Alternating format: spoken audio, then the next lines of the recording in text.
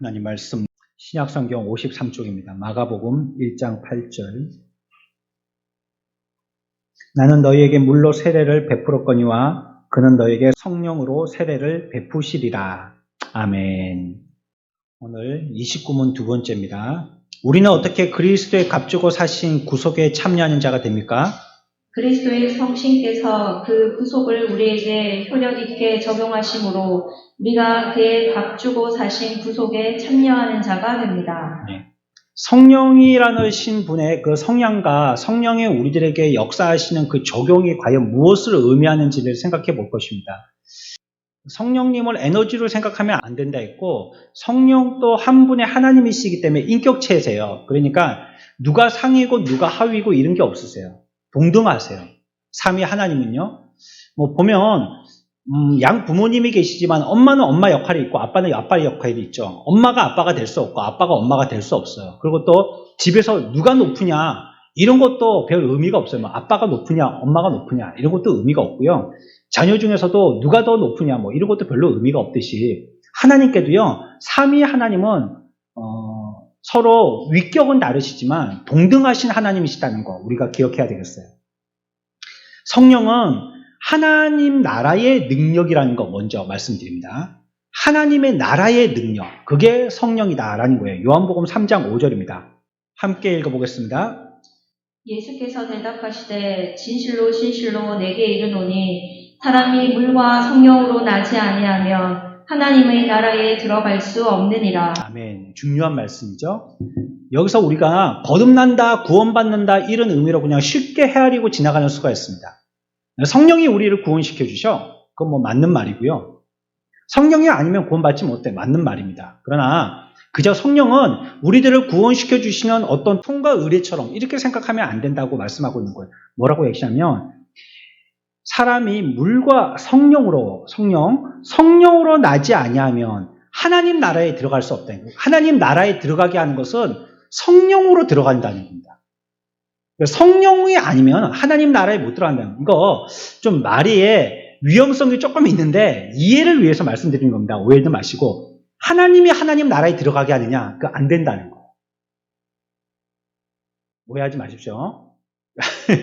하나님 나라의 주인이 하나님인데 그러면 하나님으로 들어가지 못하면 그럼 어떻게 들어가란 말이에요? 무슨 우리가 어디 가서 이렇게 다른 들어가는 방법이 있습니까? 이런 뜻이 아닙니다. 오늘 우리가 읽었던 3장 5절을 읽으면서 해석을 하려니까 그런 것입니다. 하나님 나라에 들어가는데 성부 하나님으로 못 들어간다는 거고요. 또 성자 예수님으로도 못 들어간다는 거예요. 근데 누구를 통해서 들어갈 수 있다고요? 성령님으로 들어간다는 겁니다. 성령님으로. 이 말은 위험이 있지만 맞는 말입니다. 위험이 있지만 만약에 성부 하나님이 계세요. 천지를 지으시고 인간들도 다 지으시고 하나님의 섭리대로 우리들을 지금 이끌고 계세요. 그분의 경륜대로 우리들은 그 삶을 살게 되어집니다. 그리고 이 땅에 예수님이 오셨어요. 우리를 위해서 구속의 역사들을 다 이루셨어요. 그런데 이것으로서 끝났어요. 끝났어. 그럼 우리가 천국 갈 수 있나요? 천국 갈 수 있나요?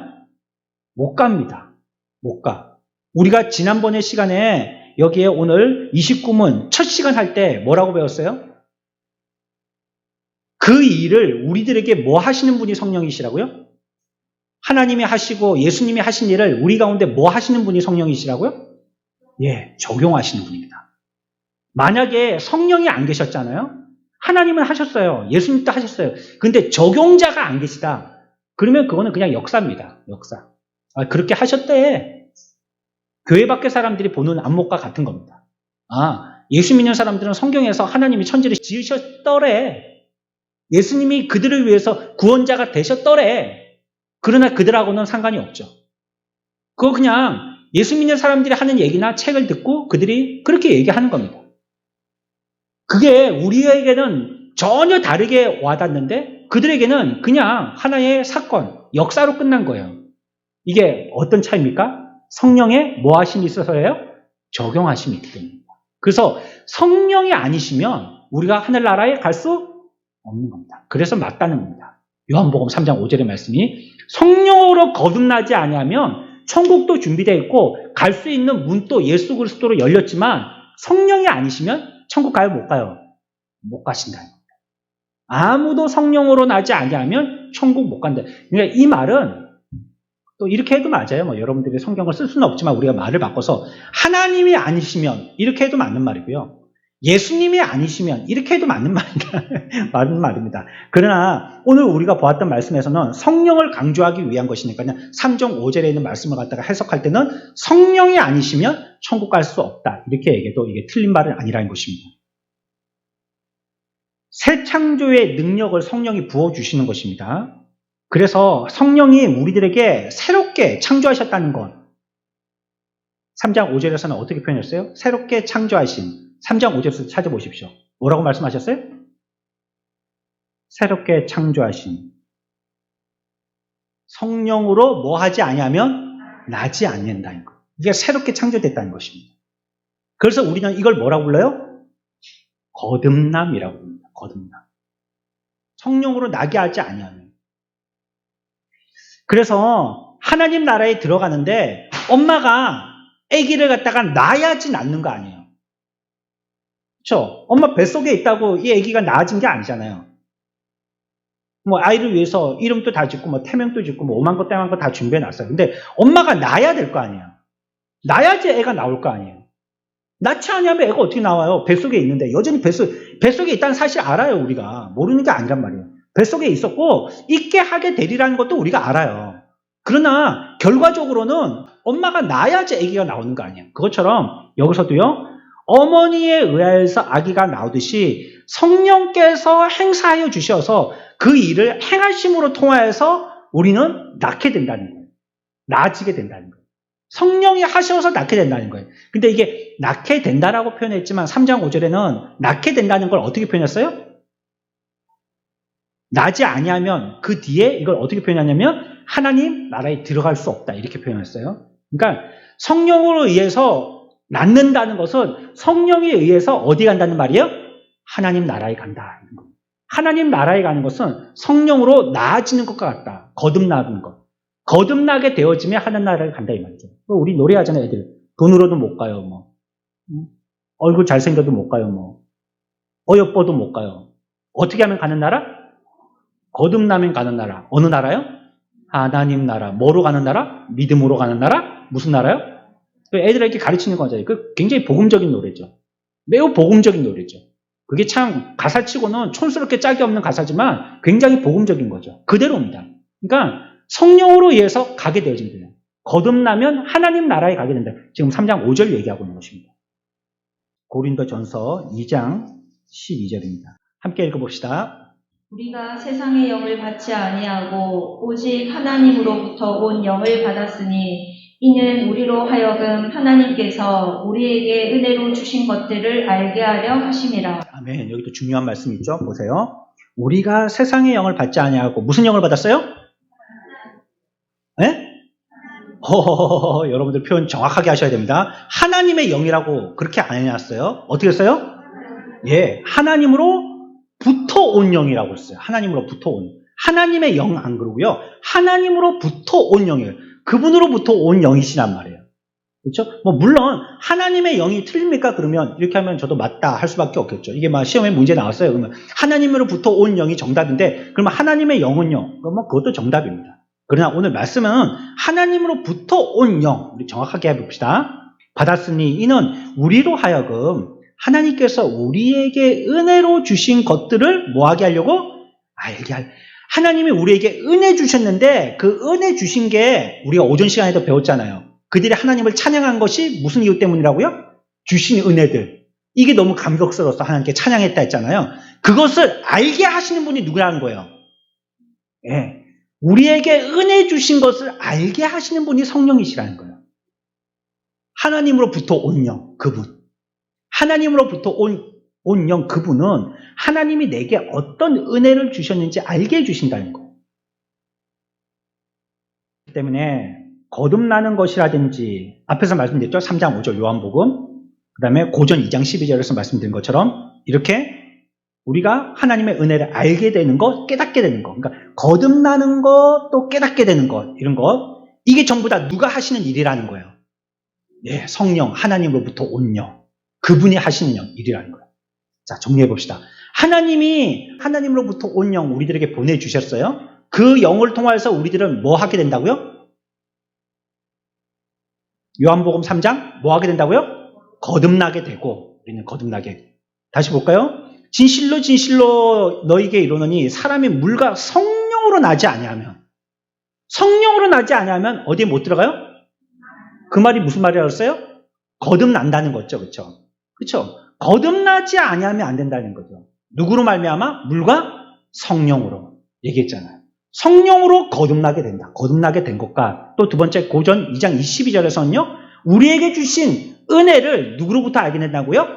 하나님으로부터 온 영. 성령 똑같은 말입니다. 성령. 성령을 통해서 알게 된다. 그러니 우리를 거듭나게 하시고 우리에게 주신 은혜를 깨닫게 하시는 분은 누구시다? 성령이시다는 겁니다. 성령.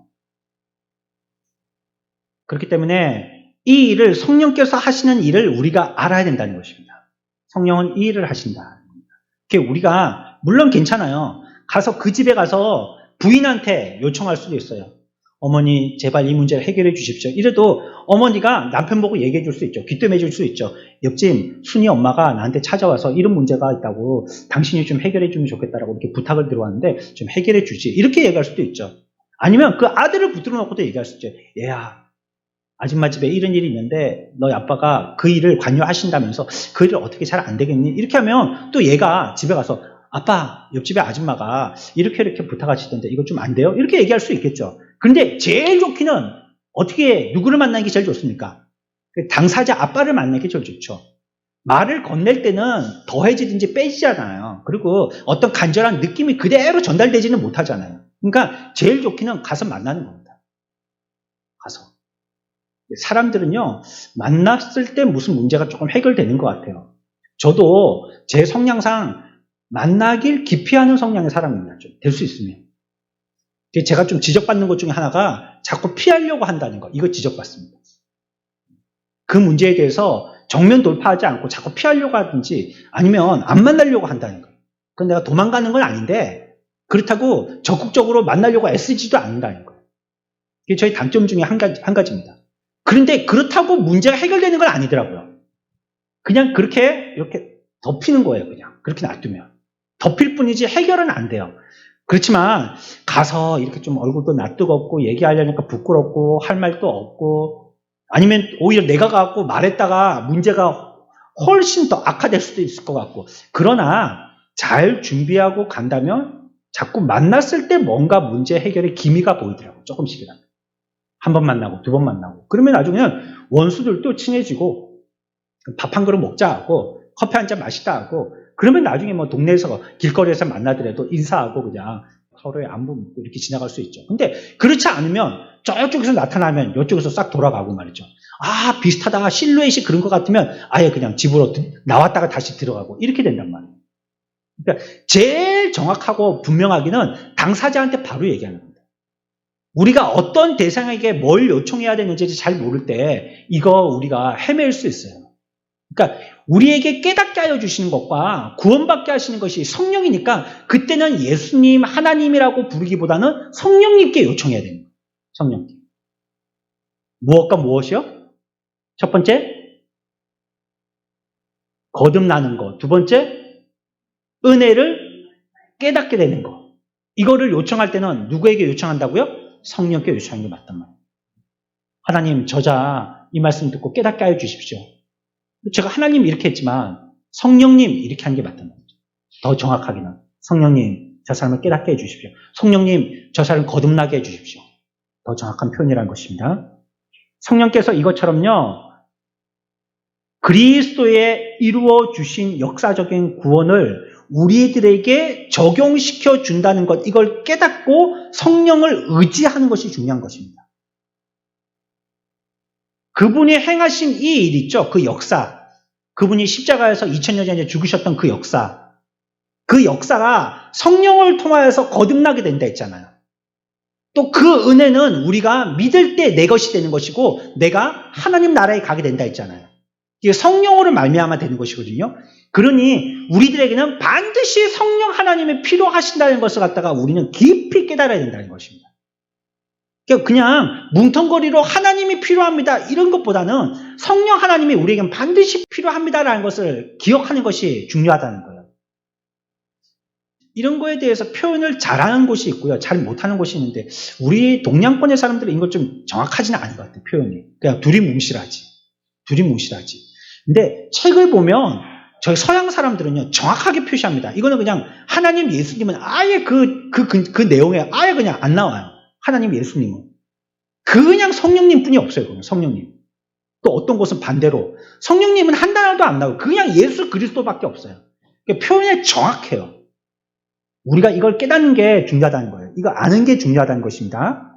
그러니까 이 말은 성령을 통하여서 거듭나게 되어지고 성령의 은혜를 우리가 받게 되어진다는 것, 성령의 역할이 그와 같다는 거 우리가 아는 것이 중요하다고 했죠. 이것을 한마디로 뭐라고 얘기하냐면 성경에서는 성령의 세례를 받았다 이렇게 표현하고 있어요. 구원받고 그 은혜를 깨닫게 되어졌다. 이걸 뭐라고 표현하면 성령의 세례 받았다 이렇게 합니다. 오늘 읽었던 말씀입니다. 다시 돌아가서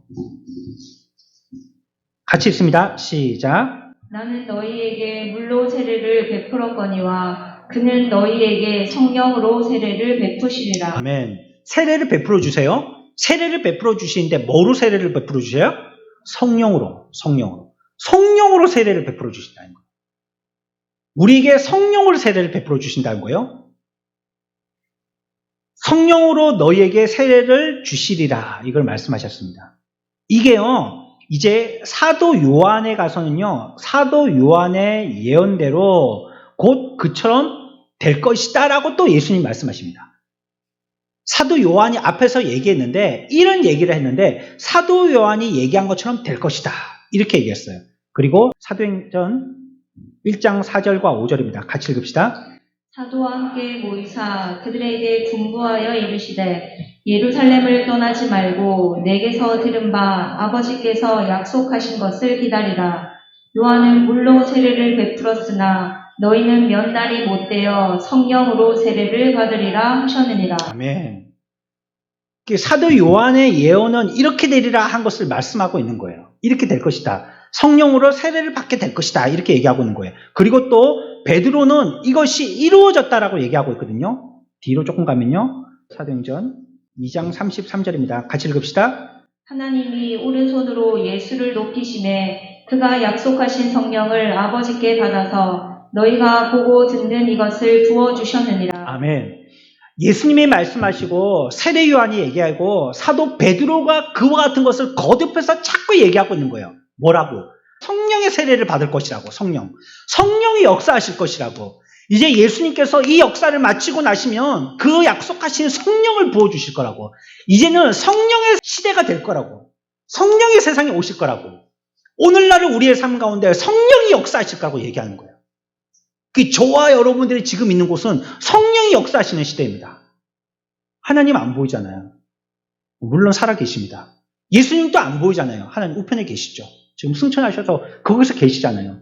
뒤에 가서 나오겠지만, 그래서 하나님 우편에 앉아 계신 그분의 영은 우리들에게 역사하시는 영이 같은 영이에요. 하게 하시고 하시는 순종하시는 영 같은 영이세요. 성령이에요. 지금은요 성령이 왕성하게 우리 가운데 역사하시는 거예요. 그렇게 몇 번이나 세례 요한, 베드로, 예수님이 말씀하신 그 약속이 곧 이루어질 것이고 이루어졌으리라 말씀하신 대로 이루어졌다는 거예요. 그리고는 성령은 떠나셨다는 얘기는 성경에 없습니다. 그리고는 예수님은 올라가셨다는 말이 있는데 성령은 우리와 늘 함께 하신다라고 말씀하고 있어요. 그러니 그분은 지금 저희들이 눈으로 사람의 눈의 안목으로 목격하지 못하고 있어서 그렇지 우리 가운데 지금 함께 하시는 겁니다. 성령이 역사하시는 시대라는 거예요. 지금 그래서 예수님 시대에 예수님이 나타나셔가지고 병자들, 강한 자들, 죽은 자들 다 살리시고 고치시고 회복하여 주시던 것처럼 오늘날에는요 그 영, 성령이 우리와 함께 하셔서 그 일을 하고 계신 겁니다. 우리와 함께 계신 우리가 목격해야 되는 겁니다. 성령을. 우리 가운데 살아계시고 역사하시는 그분을 만나야 되는 거예요. 오셨다 했으니까. 지금 계신다 하셨으니까. 이거 중요하다. 이거 받아 오셨다는 사실, 이거 중요하다. 성경 우리들에게 얘기하고 있는 것입니다. 그래서 이것을 사람들이 잘 모르니까, 그러니까 이제 설명해 주시는 거예요, 자꾸. 신약 성경을 통해서. 성령의 임하신 이 사건이 크기 때문에요. 또 사도들은 그 이후에 그 사실을 계속 설명하는 것입니다. 이게 너무 중요한 것이기 때문에 성령이라는 것은. 오늘날 신학자들도 지금은 성령의 시대라고 얘기하고 있고 어느 때에는요 정말 성령에 관계된 책들이요 어떤 유행처럼 굉장히 많이 쏟아져 나왔을 때가 있습니다. 성령에 대해서 역사하시는 그런 어떤 사역자들, 또 목사님들, 신학자들 그런 분들이 성령에 관계된 주제로 많은 책들을 써냈던 적이 있었어요.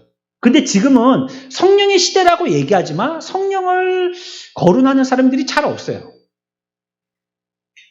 왜냐하면 그게 조금 치우치면 좀 잘못된 대로 사람들에게 지탄을 받을 수 있는 이런 위험이 있거든요.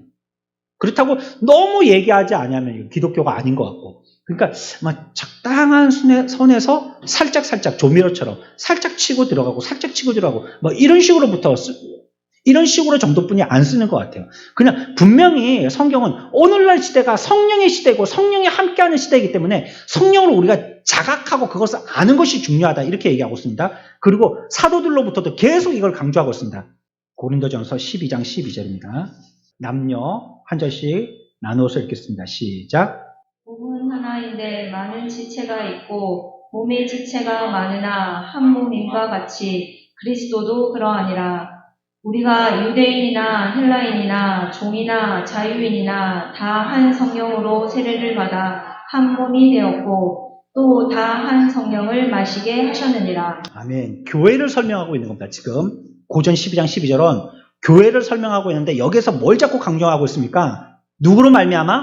성령으로 말미암아. 이거 지금 강조하고 있죠. 지금 여기도 두 번이나 나오죠. 한 절에도 한 성령으로 세례를 받아서 한 몸이 되었고 또 한 성령으로 마시게 되었다. 성령이 역사하십니다. 교회에 다루시고 이루심은 성령이 하십니다. 목사가 잘해서 되거나 멋진 유력한 어떤 성도 한 명이 들어와서 교회를 이루는 것이 아니라 성령이 하시는 것이다 하는 것입니다. 성령이 역사하셔야지 된다라고 얘기하고 있어요. 교회가 한 분 성령으로 세례를 받았다라고 얘기하고 있어요. 교회에 들어오려면 성령으로 세례를 받아야지만 교회가 된다 이 말입니다. 성령으로 발명하지 않고서는 교회 될 수 없다 이거 얘기하고 있죠. 그리고 전체 교회가 이 성령을 뒤에 가서 표현할 때는 마셨다 이렇게 표현하고 있어요. 성령을 세례를 받았다 이런 말이죠. 그래서 성령의 세례를 받아서 교회가 이루어졌다 이걸 얘기하고 있습니다. 여하튼 성령으로 말미암아 교회가 교회되게 됐다는 걸 설명하고 있습니다. 이제 오순절날 현상들을 설명한 것이고요. 그 이후로는 그리스도의 교회도 항상 성령께서 계시고 우리를 연합시키시고 교회를 이루도록 하신다라고 말씀하고 있습니다. 성령으로 세례를 받지 않고는 교회가 이루어질 수 없다 이 말이죠. 성령 세례 없이는 교회되지 못한다라고 얘기하고 있어요. 그리고 아무도 그 교회에 가입하고자 한다고 가입할 수 있는 게 아니다라고 얘기하고 있습니다. 그러니까 성령이 아니시면 우리들은 아무짝에도 뭔가를 갖다가 알고 있지만 그것이 효력이 없게 된다는 겁니다. 성령이 하시지 않으면 우리를 갖다가 연합시키지도 않고 알게도 못하고 깨닫게도 못하고 믿게도 못하고 아무것도 못하니까 성령이 아니시면 우리들은 무용지물이 되고 마는 겁니다. 오늘날 또 우리가 무슨 일을 할 때에 우리가 성경적인 지식을 알았어요. 그리고 또 우리가 주님 앞에 기도했어요. 예수님 도와주세요. 기도했어요. 그러나 그 일에 가서는 성령이 함께하여 주셔야지 되는 거예요. 성령이 그 일에 일하게 해 주셔야지만 되는 거예요. 적용시켜야 된다는 것이죠. 오순절 이후로는요. 약속하신 성령 그분이 오셔서요. 우리와 함께 하십니다. 앞에서는 아까 고린도전서에서는 교회 가운데 계신다라고 얘기하고 있지만 교회는 우리가 먼저 생각할 것이 뭐라고 그랬어요? 무리를 생각하기 전에 나 개인. 내가 교회잖아요. 그러니까 내가 성령이 나와 함께 하시지 아니하시면 내가 교회가 못 된다는 말이거든요. 그 성령이 그 교회에 계심으로 교회 됐다 이 말이거든요. 그러니까 지금 그 성령께서 우리와 함께 계신다는 뜻이에요. 내가 교회 됐다는 말은. 우리와 함께 하신다는 거예요. 성령이 우리 속에 늘 함께 하신다는 것을 얘기하고 있죠. 사도들의 시대가 위대한 시대라고 얘기합니다. 그렇죠? 왜 그러냐면 사도들의 시대 때부터 해서 성령께서 역사하셨기 때문이에요. 그 시대의 위대성은 성령이 함께 하심입니다. 그래서 그 시대가 위대한 것입니다. 그리스도께서 구속하신 일, 이 일을 우리 사람들에게 적용시키는데 성령이 하셨다는 겁니다. 그분으로서 비로소 그 일이 적용되게 하신 거예요. 안 그렇다면 지금까지 그분의 계획하셨던 설계나 그분이 직접 하셨던 그 행사들은 그냥 역사로만 그칠 수 있는데 성령이 오셨기 때문에 이제 그 일이 우리들에게 적용되게 됐다 말씀하고 있습니다. 이전에는 완성되지 않았죠. 예수님께서 계셨지만 예수님께서 죽으시고 부활하시고 승천하셔야지만 완성되는 것이었기 때문에 그 시대에 같이 있던 그 사람들도 완성된 구원을 맛보지는 못했던 것이에요. 그러나 그 일을 이제 적용시키는 일에 가서는 성령이 하지 않으시면 안 되는 것입니다. 그래서 보세요. 사도시대가 위대하다고 그랬잖아요. 왜 이것이 더 위대하냐면 예수님 시대에 예수님이 얼만큼 전도했을까요? 예수님 몇 명 전도했을까요? 숫자로 치면. 대충 얘기해 보세요. 예수님이 몇 명 전도했을까요? 네? 해보세요. 몇 명이요? 10만 명이요? 네, 10만 명. 요즘에 10만 명, 20만 명 그러면 유튜브 조회수 같아가지고 10만 명. 또 몇 명쯤 전도하신 것 같아서 예수님이 10만 명 했을까요? 10만 명 못했을 것 같은데 예수님 10만 명 못했을 것 같은데 오늘날 우리나라의 기독교 인구가 몇 명입니까? 채소를 잡아봅시다. 네? 우리나라 기독교 인구가 몇 명입니까? 몇 명쯤 될까요? 한 650만쯤 됩니다. 생각보다 작죠? 작고요. 코로나 때문에 많이 떨어져 나가서요. 이제는 어떤 분 만나니까 그냥 우리 딸내들 예배 잘 안 드리는데 딸도 같이 예배 드리고 우리 남편 예배 잘 안 드리는데 이때를 통해서 예배도 드리고 집에서 TV 보면서 유튜브로 예배 드리니까 훨씬 더 좋던데요. 이런 시대가 돼버렸어요. 지금. 이게 좋다고 하는 시대가 돼버렸단 말이에요.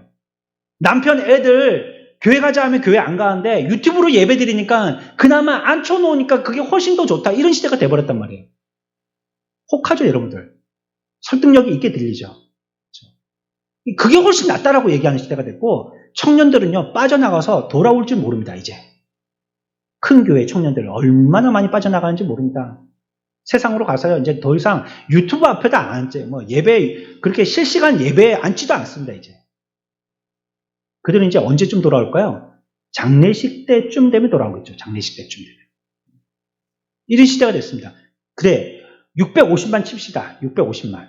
650만. 예수님은 몇 만이요? 최고로 칩시다. 아까 몇 만? 10만. 예수님은 10만 명뿐이 전도 못했어요. 근데 지금은요. 우리나라만 쳐도 몇 명이요? 650만. 650만을 전도한 건 누가 한 겁니까? 650만이 주께로 돌아오게 한 건 누가 한 겁니까? 성령이 하신 겁니다. 그래서 성령의 시대가 더 위대하다라고 표현할 수 있는 겁니다. 물론 두 분을 싸움 붙이는 거 아니에요. 괜히 그런 말 자꾸 하지 마세요. 위에 계신 분이 기분 나쁘실 테니까. 그럴 필요가 없는데 우리가 굳이 표현하자면 그렇다는 겁니다. 표현하자면. 성령 보세요. 온 세계 곳곳에 복음을 전파하게 됐지 않습니까? 이 땅 척박한 핫바지 입고 맨날 고무신도 못 신었잖아요. 집신 신고 하는 거라고는 지게에다가 나무 질러 나르고 뭐 고기나 잡고 산에 있는 나무 다 태워가지고 거기다가 뭐 콩이나 심고 그랬던 민족이 우리나라 민족 아닙니까? 그런 민족에 하나님께서 구원의 역사를 베풀어 주셔서 지금 이렇게 굉장히 세련되게 여러분들 입고 나오셔가지고 멋진 곳에서 예배드리고 있지 않습니까? 누가 그렇게 하신 거예요? 성령의 은혜로 말미암아 그렇게 된 겁니다. 그러니 그 시대를 눈으로 보게도 확연하게 비교해 볼 수 있는 것은 성령의 시대가 더욱더 위대하다. 이렇게 얘기할 수 있는 거예요. 사도들이 가르치고 활동하는 것도 예수님께서 이 땅에서 가르치시다가 하늘에 올라가셔서 하늘에서 성령님을 통해서 가르치시고 활동하시는 겁니다. 이제 그 예수님이 성령을 통해서 이제는 우리들에게 일하시는 것이죠. 그러니 사도들의 시대는 예수님께서 하늘에 앉아 계시면서 활동하시고 거기서 가르치신 시대라고 말할 수 있는 것이고요. 사도들의 위대성은 결국 누구의 위대성을 얘기하냐면 바로 예수 그리스도의 위대성을 얘기하는 겁니다. 그냥 비교하느라고 그렇게 얘기한 거고요. 결국은 하나님의 영, 하나님으로부터 온 영, 그리스도의 영이라 했으니까 다 성령을 얘기하는 것이고요. 하나님과 예수님과 서로 구분할 수 없는 영이다 하는 것입니다. 성령이 이 땅에 오셨을 때도 그분 예수 그리스도께서 보내신 영을 통해서 이 땅에 오셔서 이 놀라운 일들을 이룩하고 계신 것입니다. 그 일들은 지금도 진행하고 계신다고 그랬거든요. 저와 여러분들의 삶 가운데 그 성령께서는요, 지금도 일하고 계세요. 그래서 지금 또 뭔가를 하실 거예요.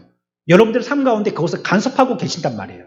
그러니까 우리가 오전에 배웠듯이 은혜를 필요할 때만 잠시 공급받는 급수차처럼 생각하면 안 되고 내가 그 은혜의 강에 빠져들어와서 늘 은혜 가운데 있음을 깨어서 기도하고 아는 것이 중요하다고 말씀드렸잖아요.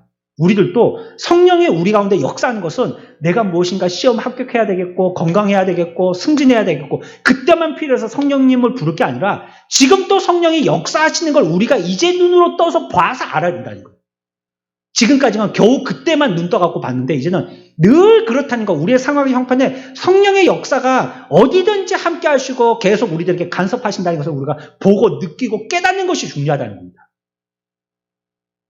성령의 함께 하심의 강에 여러분들이 풍덩 빠지시기를 바랍니다. 그리고 하나님이 우리들에게 베푸시는 은혜 강에 풍덩 빠지시기를 바랍니다. 그거 우리의 삶 가운데서 깨닫고 아는 것이 중요하다 그겁니다. 그것이 오늘 우리가 같이 읽었던 29문의 문제예요. 참여하는 것. 여기에 대해서 설명하는 것입니다. 참여하는 것.